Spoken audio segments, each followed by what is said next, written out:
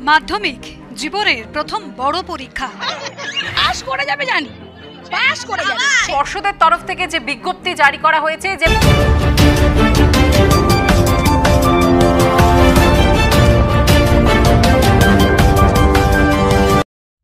মাধ্যমিক পরীক্ষায় অনেক প্রশ্নপত্র ফাঁস হয়েছে।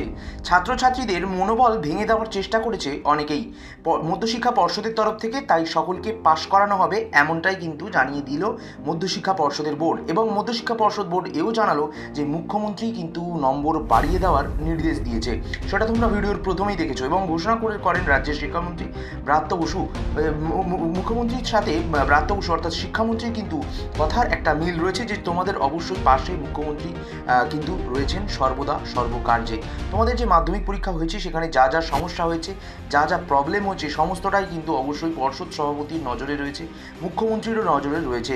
এবং শিক্ষামন্ত্রী এখানে তিনি জানিয়েছেন যে সকলে কিন্তু ভালো নম্বর নিয়ে পাশ করতে চলেছ।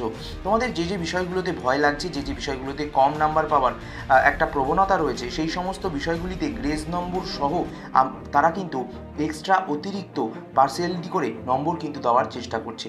এবং অবশ্যই তিনি কিন্তু লাইভে এসেছিলেন এবং পর্ষদ সভাপতির সাথে লাইভে এসে তিনি কিন্তু পরিষ্কার জানিয়ে দিয়েছেন যে এই সমস্ত ব্যাপার যারা যারা প্রশ্ন ফাঁস করেছে তাদের অবশ্যই পরীক্ষা বাতিল তো হয়েছে, এবং তার পাশাপাশি তাদের বাজে হওয়ার ফলে তোমাদের কিন্তু একটা ভালো হয়েছে। পজিটিভ দিক কী কী, যে যখন থেকে প্রশ্ন বাতিল হয়েছে সেই সময় যে বিষয়গুলোতে বাতিল হয়েছে সেগুলোতে কিছু এক্সট্রা নাম্বার তোমাদের দেবে, সবাই তোমরা পাস করবে।